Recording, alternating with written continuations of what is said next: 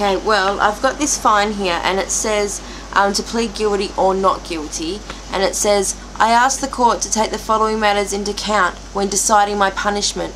You should explain how and why the offence happened, and give some information about yourself, your financial situation, your personal circumstance, and your general character.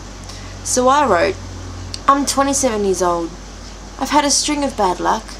My car got torched just before Christmas, uninsured, so I brought a vehicle off of a friend.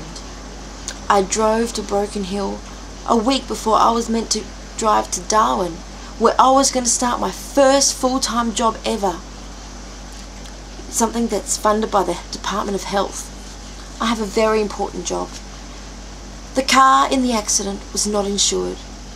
I was at the cemetery before I drove my car. I was crying. I leant down to get some water. It had been raining. I overcorrected. Luckily, I was wearing a seatbelt, or I would have been dead. My 3-year-old Labrador was thrown out of the window. The vet bills have been huge. I broke my wrist, and as a left-handed sex worker, my left wrist was a huge asset, and now I believe it will never be the same again. My post-traumatic stress still means that I can't be in a car with someone else driving. But one positive thing out of not having a car is I ride 20 kilometres per day now, and I've lost 15 kilos. Now that would be good for business if I wasn't so depressed from the accident.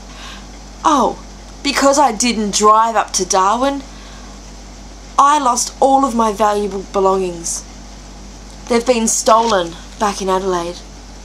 So now I'm living in Darwin in a hippie house where the toilet doesn't flush, and I'm sleeping on a mattress next to my very expensive dog.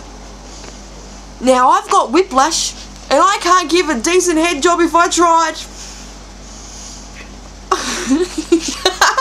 I rolled my car 3 times, and I was not drunk driving, I wasn't drug driving, nor was I speeding. So can you please be lenient and not give me $1,000 fine, because that's really the last thing I need right now. Cheers.